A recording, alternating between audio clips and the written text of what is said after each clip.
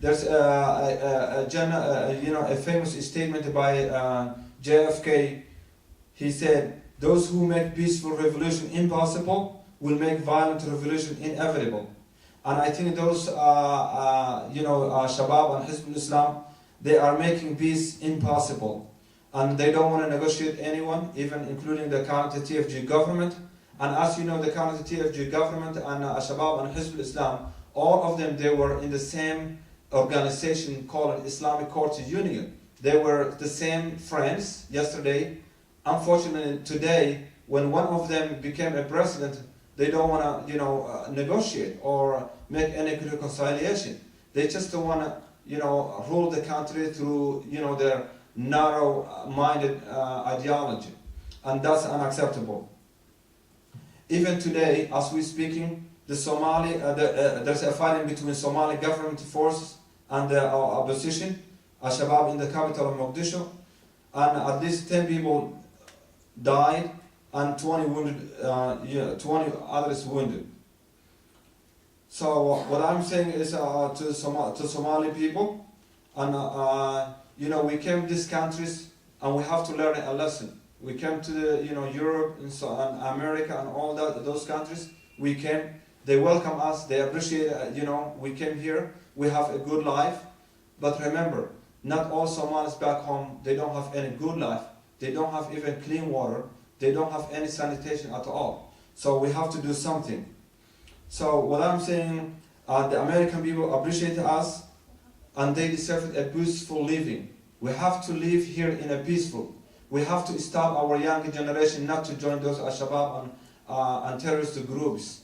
And also, the Somali, as a Somali people, I want to say to the American people, we came here not only, to survive our lives, but also we are contributing the development of this country. If you go to downtown Columbus every night in the middle of the night, you will see a Somali mother working as a janitor trying to earn the minimum wage. So what I'm saying to the American people is just think the relationship between between adopted parent and natural parent. The United States is our adopted country, but our natural parent, which is Somalia, is still suffering. So the U.S., we need your help, you guys.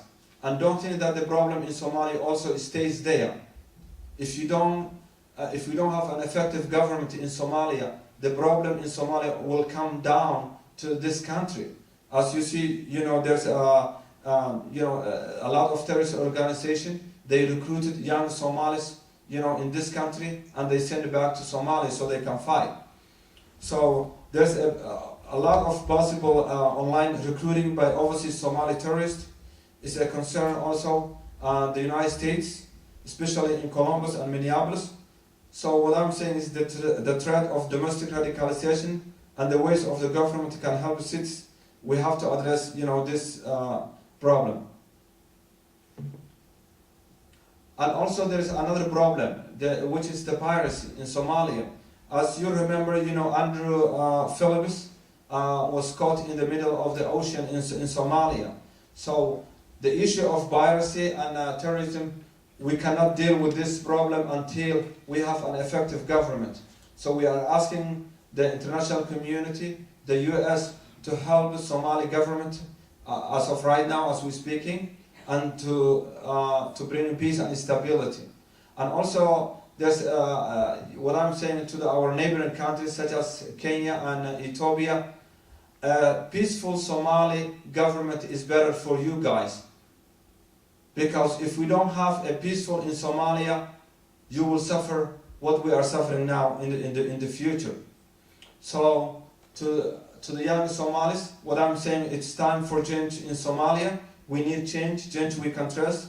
Somalia need a new, fresh and talented minds. And as you know, JFK said, change is the law of life, and those who look only to the past and present are certain to miss the future.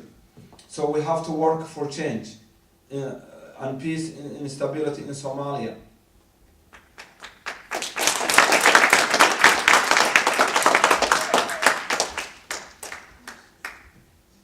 you guys, as you know, I have not spent a lot of time learning the ways Mogadishu politics works, and I have not been, a member of the current TFG or the previous. I am a clean, Somali person who wants to make a difference in the lives of Somalia, and I never participated in any civil war in Somalia, and that's why I want to be the next president of Somalia.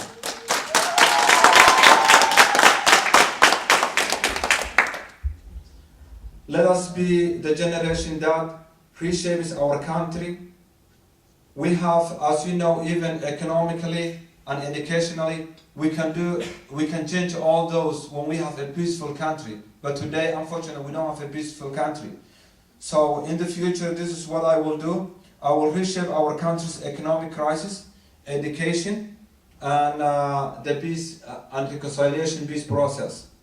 As you know, if we have a stable government, Somalia has the second longest coast in Africa. So we have around 700 kilometers square in agricultural land. That's enough to feed the whole Somali population.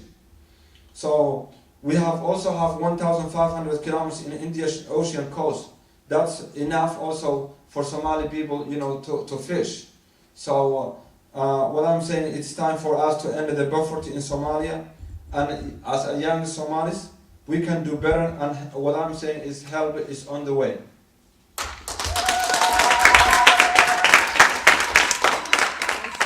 Never has there been a more urgent moment for Somali people to step up and define ourselves.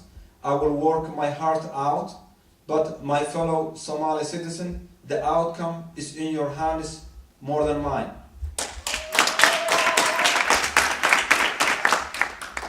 It is time to reach for the next dream. It is time to look for the next horizon. For Somali people, the hope is there, the sun is rising, and our best days are still yet to come.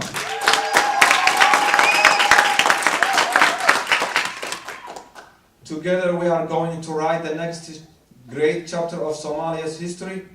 We have it in our power to change the Somali situation again, but only if we are true to our idealism.